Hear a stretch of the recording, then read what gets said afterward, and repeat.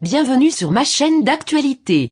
Ici vous aurez toutes les informations, sur tout ce qui se passe dans notre monde, les dernières actualités et celles du moment. N'hésitez pas à vous abonner, et à activer la cloche de notification pour ne rater aucune des prochaines vidéos. Moscou a promis mardi de réduire radicalement ses opérations militaires en direction de Kiev et Tcherniv, après des pourparlers russo-ukrainiens. Les dirigeants occidentaux réclament des actes alors que la ville de Tcherniv a été bombardée toute la nuit.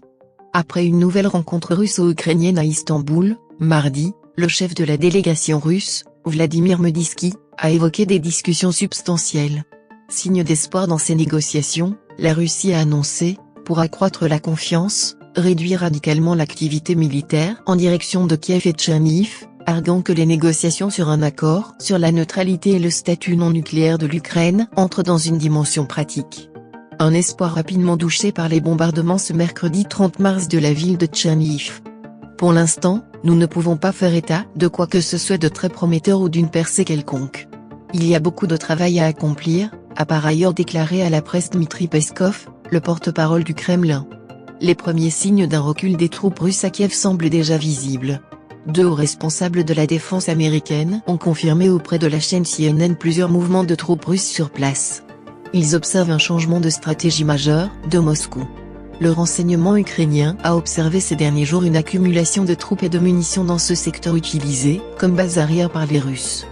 Des regroupements logistiques qui visent à rester sur place, ou bien à préparer le retrait annoncé mardi. Le renseignement ukrainien a observé ces derniers jours une accumulation de troupes et de munitions dans ce secteur utilisé comme base arrière par les Russes. Des regroupements logistiques qui visent à rester sur place, ou bien à préparer le retrait annoncé mardi? Ça ne semble pas être le cas. La ville de Tcherniv, dans le nord de l'Ukraine, a été victime de bombardements toute la nuit avec de l'artillerie et des avions, a annoncé ce mercredi sur Telegram Vyacheslav Chaous, le gouverneur de la région, malgré l'annonce faite la veille par Moscou. Des infrastructures civiles ont été détruites et la ville se trouve toujours sans eau ni électricité, a-t-il précisé. Les avis sur la question divergent. La désescalade n'est qu'un euphémisme pour masquer une déroute russe, explique un expert militaire interrogé par le New York Times, quand d'autres craignent une ruse des Russes pour se laisser le temps de préparer une nouvelle offensive dans le Donbass.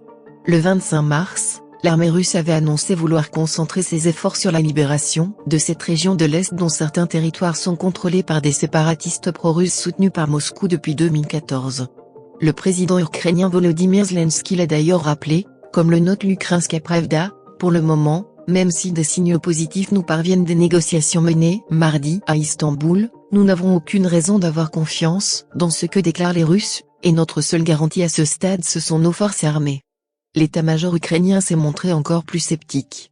Le soi-disant retrait des troupes est probablement une rotation d'unités individuelles qui vise à tromper le commandement militaire des forces armées ukrainiennes, a-t-il jugé dans un communiqué. Les États-Unis sont dubitatifs, comme nombre de dirigeants occidentaux.